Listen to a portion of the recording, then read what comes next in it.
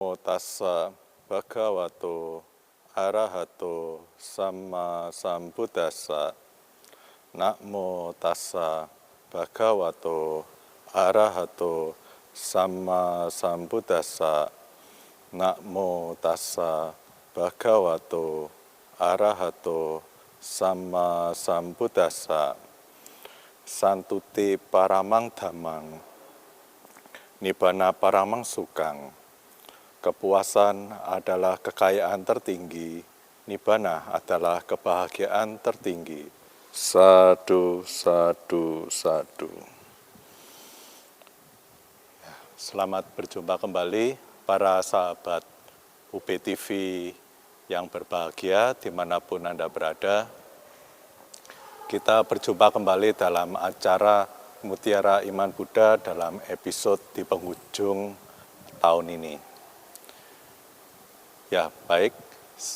Kita berjumpa kembali dengan saya, Rama Jenjen, dari Majelis Agama Buddha Theravada Indonesia, pengurus cabang Kota Malang atau Magabudi PC Kota Malang. Ya, dalam episode Mutiara Iman Buddha pada kali ini, saya ingin membahas tentang kekayaan tertinggi. Apa itu kekayaan tertinggi dalam Dhamma atau dalam agama Buddha? Kekayaan tertinggi dalam agama Buddha bukanlah materi, bukanlah sesuatu yang dimiliki, tetapi adalah sikap batin, yaitu kepuasan. Saya ingin mengawali dengan sebuah cerita, ya, di mana kisah ini dimulai dari seorang nelayan yang berada di suatu daerah di pinggir pantai, di mana nelayan ini bersama teman-temannya sedang beristirahat setelah melaut selama seharian mendapatkan hasil yang cukup, kemudian mereka bersantai, bercengkrama, kemudian bermain gitar, menyanyi-nyanyi, dan sebagainya. Ya, kemudian di situ kebetulan datanglah seorang pengusaha muda dari kota, ya, karena ingin melihat-lihat, ingin berjalan-jalan ke desa, kebetulan bertemu dengan para nelayan ini. Ya, akhirnya pengusaha muda ini ikut ngobrol dengan para nelayan yang sedang bersantai tersebut. Kemudian maksud saya pengusaha ini bertanya, loh, Bapak kok sudah beristirahat, mengapa kok tidak melaut lagi, tidak mencari tangkapan yang lebih banyak lagi? Oh iya, kami sudah cukup. Biasanya ya seperti ini, kalau kami sudah melaut seharian, ya kami beristirahat. Mungkin besok melaut lagi.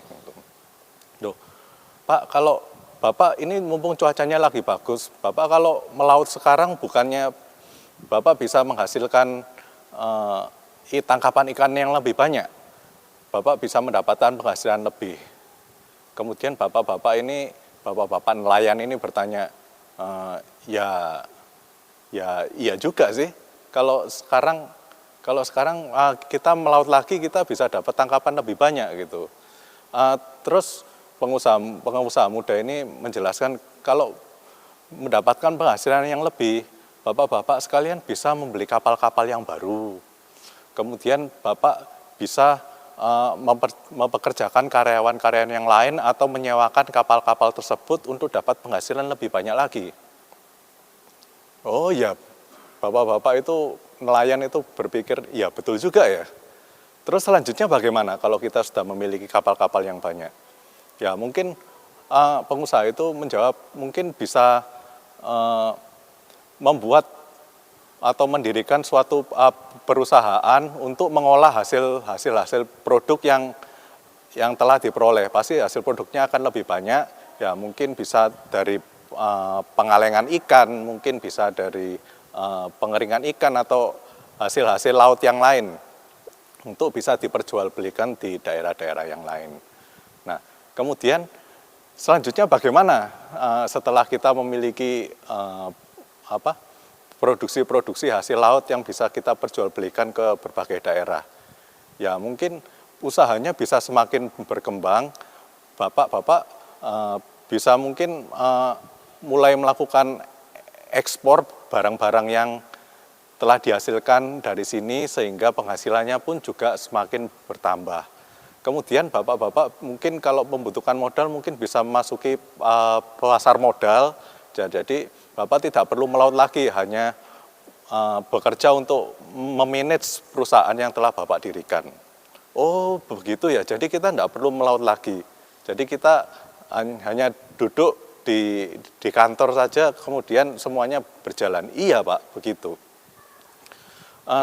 Terus setelah saya sudah menjadi pemimpin perusahaan, punya perusahaan, duduk di kantor aja, perusahaan jalan. Kemudian apa yang berikutnya saya lakukan? Nah, ternyata dari pertanyaan ini pengusaha muda ini, iya ya, apa lagi yang perlu dilakukan ya? Ya bapak-bapak bisa beristirahat lah.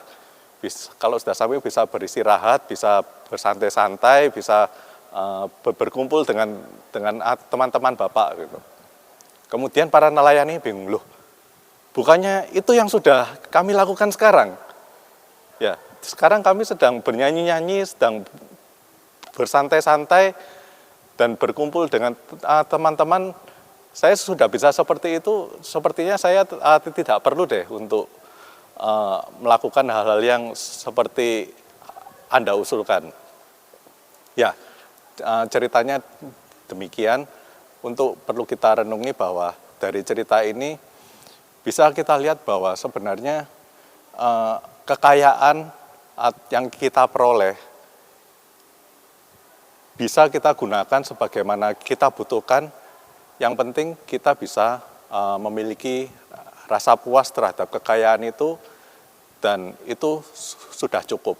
Nah, bagaimana kemudian dalam Dhamma kita mencari kekayaan yang sesuai supaya kita tidak menimbulkan penderitaan. Akan kita bahas pada segmen yang selanjutnya.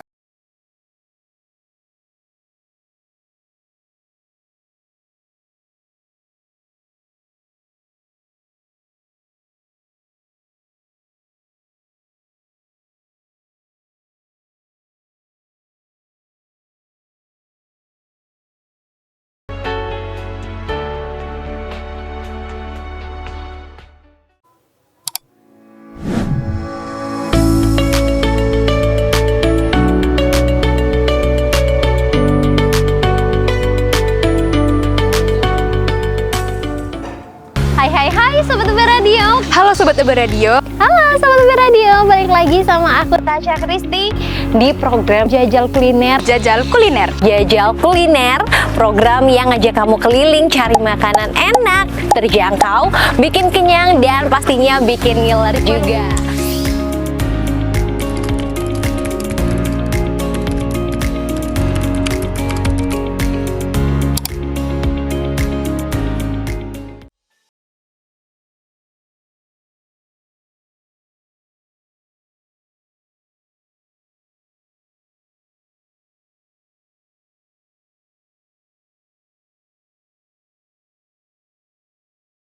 Berjumpa kembali para pemirsa UB TV.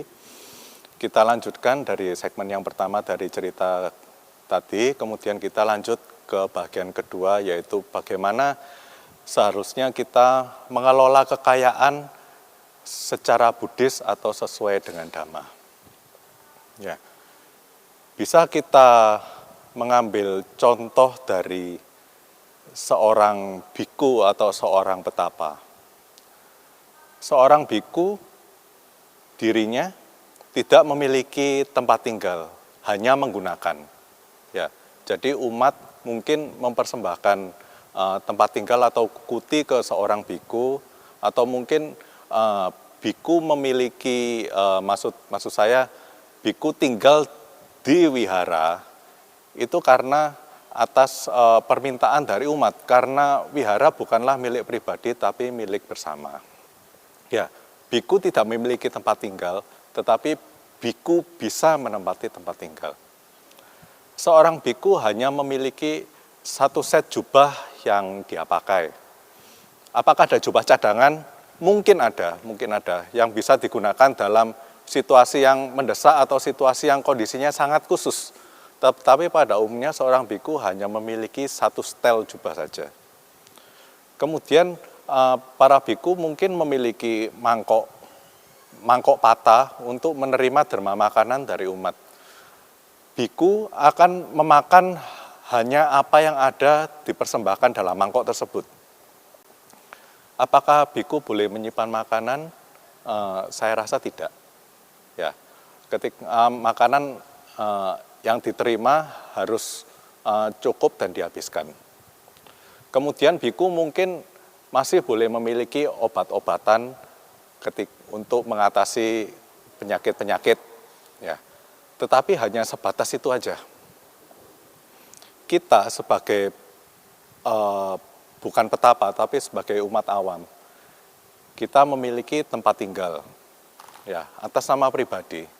Ya, tentu saja dari standar yang kita lihat dari seorang biku, kita sudah lebih kaya dari seorang biku. Kemudian kita memiliki baju, kalau di rumah tiap orang mungkin 1 lemari. Ya, kalau di rumah ada 4 orang ya mungkin 4 lemari mungkin ya. Seorang biku hanya memiliki 1 setel, kita memiliki 1 lemari. Bisa dikatakan kita sudah lebih kaya daripada, sudah di atas standar maksud saya. Kemudian kita bisa memilih makanan. Seorang biku tidak bisa memilih makanan, hanya memakan apa yang didermakan saja. Kita memiliki kendaraan untuk transportasi, kita mungkin memiliki gadget dan lain sebagainya. Seorang biku tidak memiliki hal-hal yang demikian. Namun, seorang biku bisa menjalani kehidupan ini sampai seorang biku tersebut tua, ya, hingga masa tuanya. Bagaimana dengan kita? Ya, memang profesi seorang biku dan kita sebagai umat awam berbeda. Tetapi bisa kita lihat bahwa seorang biku begitu sederhananya hidup hanya berdasarkan kebutuhan untuk hidup, bukan keinginan. Nah, kita bisa bercermin dari kehidupan para petapa tersebut, bagaimana kita bisa menjalani kehidupan ini bukan berdasarkan keinginan, tetapi berdasarkan kebutuhan. Ya, walaupun kebutuhan tiap orang berbeda-beda ya, tergantung dari lingkungannya, tergantung dari kehidupan sosial, mungkin dari profesinya juga. Nah, ini yang kita harus hati-hati. Kita harus dengan jeli bisa membedakan antara kebutuhan dan keinginan. Kebutuhan dasar kita yaitu sandang, pangan, papan, dan mungkin sekarang uang ya, uang fungsional uang zaman sekarang dan zaman dahulu memang sangat berbeda. Ya, mungkin uang juga harus kita miliki untuk memenuhi kebutuhan hidup kita. Tetapi kita harus berhati-hati dengan keinginan. Kadang kita tidak menyadari ini kebutuhan atau keinginan. Ya, dari media sosial yang kita lihat atau dari video-video YouTube yang beredar, begitu banyak orang memamerkan hal-hal yang sifatnya materi. Misalnya rumahnya begitu megah, begitu indah, atau memiliki mobil, ternyata mobil bukannya alat transportasi, tetapi digunakan sebagai koleksi mobil. Nah, kadang tanpa disadari itu memunculkan keinginan-keinginan kita yang sebelumnya tidak ada. Mungkin kita dari Instagram, begitu banyak orang yang membuat video tentang warung-warung dan makanan-makanan yang kelihatannya menarik. Padahal sebenarnya ketika kita tidak melihat video itu, kita akan baik-baik saja. Ya, kita harus berhati-hati dalam artian mungkin ditakutkan, disalahartikan kita tidak boleh memiliki kekayaan, bukan seperti itu ya. Tetapi bagaimana kita terhadap kekayaan ini, bagaimana sikap kita terhadap kekayaan ini harus kita ingat sesuai dengan dhamma yang telah diajarkan, supaya kita tidak menderita dengan kekayaan-kekayaan yang kita cari, yang kita kumpulkan. Kadang tanpa sadar kita begitu melekat dengan kekayaan yang telah kita kumpulkan. Nah, ini adalah kekayaan atau kepuasan secara materi. Kemudian dalam segmen berikutnya akan kita bahas bagaimana kekayaan atau kepuasan secara spiritual setelah yang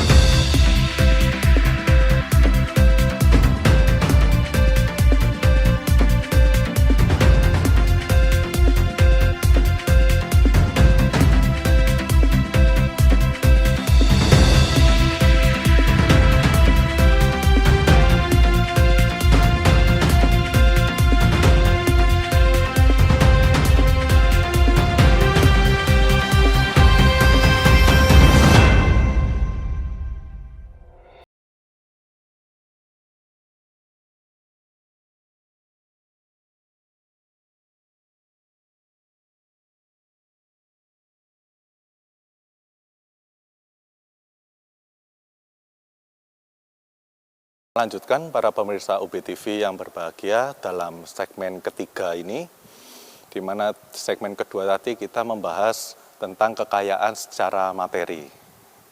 Dan sekarang kita akan memasuki bagaimana kekayaan secara spiritual. Kepuasan sendiri adalah termasuk kekayaan spiritual. Ya. Di mana yang namanya kekayaan spiritual ini Anda tidak perlu membatasi diri. Kekayaan materi Anda boleh membatasi diri, tetapi kekayaan spiritual terus kita gas terus, tidak perlu dibatasi, perlu kita kembangkan terus-menerus hingga tanpa batas, sehingga kita bisa terus merasa berbahagia dalam konteks spiritual. Ya. Dalam diri kita ada beberapa nilai-nilai luhur, sebenarnya cukup banyak, tapi saya akan bahas di sini beberapa saja, yang perlu kita kembangkan secara terus-menerus tanpa batas. Bukan berarti karena kita mengetahui, kita harus mudah berpuas diri, jadi kita tidak perlu mengembangkan nilai-nilai luhur pada diri kita. Cukuplah saya berlatih, cukuplah saya melatih moralitas, cukuplah saya berlatih meditasi. Enggak, silakan Anda melatih moralitas terus-menerus, silakan Anda melatih kesadaran melalui meditasi secara terus-menerus. Ya, nilai-nilai luhur dalam diri kita yang perlu kita kembangkan. Yang pertama adalah keyakinan. Ya, di mana kita terus perlu mengembangkan keyakinan kita terhadap Sang Buddha sendiri, ya, di mana kita bisa ingat dalam Buddha Nusati bahwa beliau adalah yang maha suci, yang sempurna tindak tanduknya, sempurna pengetahuan, guru para dewa dan manusia. Ini perlu kita renungkan terus-menerus sehingga kita memunculkan kebanggaan atau rasa hormat yang begitu mendalam terhadap Sang Buddha. Ini perlu kita kembangkan sehingga kita bisa melakukan nilai-nilai luhur yang berikutnya sesuai dengan Dhamma dengan lebih mudah. Silakan bisa terus dikembangkan terus ketika Anda mendengarkan Dhamma atau Anda ke wihara, Anda mungkin bersujud bernamaskara di depan altar Sang Buddha, Anda bisa terus meningkatkan keyakinan ini. Mungkin Anda mendengarkan kisah-kisah Sang Buddha, wah begitu luar biasa. Yang berikutnya adalah semangat, ya, wirya atau semangat. Di mana semangat ini bisa kita kembangkan terus-menerus sehingga kita menjadi orang yang pantang menyerah. Semangat terhadap hal apa? Tentu saja semangat dalam mengikis keburukan-keburukan yang ada dalam diri kita dan semangat untuk mengembangkan hal-hal baik yang ada dalam diri kita. Untuk itu ya semangat pantang mundur ya, tapi kita juga harus punya wisdom ya, punya pengetahuan mana yang buruk dan mana yang baik. Ya, kadang kita begitu semangatnya kita lupa belajar bahwa sebenarnya yang kita lakukan itu ternyata masih dalam kategori buruk. Dan yang kita pikir baik ternyata buruk, atau bahkan yang kita buruk ternyata kita pikir baik. Nah, ya selain kita terus mengembangkan ini, kita harus banyak belajar. Selain kita mengembangkan semangat, kita juga harus banyak mengembangkan ilmu pengetahuan kita. Kemudian nilai luhur yang ketiga yaitu adalah sati atau perhatian. Sati atau perhatian ini adalah kita mampu mengingat hal-hal apa yang telah kita lakukan selama ini. Jadi bisa dibilang kita sepanjang dalam melakukan aktivitas, kita sepanjang kita berkegiatan ini tidak melamun. Ya, kita bisa mengingat apa yang kita lakukan ini dengan sadar. Setelah kita mempelajari mana yang buruk dan mana yang baik, kita bisa mengembangkan kewaspadaan kita supaya kita tidak lengah. Ya. Jadi kita tidak lengah sehingga kita tanpa sengaja melakukan hal-hal yang buruk. Kita terus meningkatkan kewaspadaan kita ingat apa yang kita lakukan, jadi kita bisa terus memilih tindakan-tindakan yang sifatnya baik. Kemudian yang keempat adalah keheningan, di mana keheningan ini adalah suatu kedamaian yang bisa kita tingkatkan dalam diri kita terlepas dari keinginan-keinginan duniawi. Ya, termasuk materi-materi yang tadi. Kita bisa mendapatkan kebahagiaan, ya. Kita bisa mendapat kebahagiaan, kedamaian di luar keinginan-keinginan materi kita. Memang dalam masa ini lebih sering kita merasakan bahagia ketika kita memiliki materi atau memuaskan keinginan indrawi kita. Tetapi dalam dhamma atau dalam nilai-nilai spiritual ada kebahagiaan lain yang nilainya itu di luar materi. Nah, itu bisa terus kita kembangkan, bisa kita kejar, dan yang terakhir adalah kebijaksanaan yang harus kita kembangkan, di mana kita melihat semua fenomena di dunia ini adalah sifatnya sementara, yaitu anicca. Sifat sementara ini hanya akan membawa penderitaan atau ketidakpuasan, yaitu dukkha, dan semuanya di dunia ini adalah sifatnya berkondisi, tidak ada yang berdiri sendiri atau anatta, tanpa inti yang kekal. Ya, itu hal-hal yang terus bisa kita kembangkan dalam kita menjalani kehidupan ini. Tidak hanya materi kita bisa kita berpuas terhadap materi yang kita peroleh sesuai dengan kebutuhan kita, bukan keinginan, namun terhadap spiritual terus kita kembangkan terus tanpa batas, tanpa henti, hingga kita dapat mencapai kebahagiaan yang tertinggi, yaitu nibbana. Demikian yang bisa saya sampaikan pada kesempatan kali ini. Semoga bermanfaat. Akhir kata saya tutup dengan sabbe satta bhavantu sukhitata. Semoga semua makhluk hidup berbahagia. Sadu, sadu, sadu.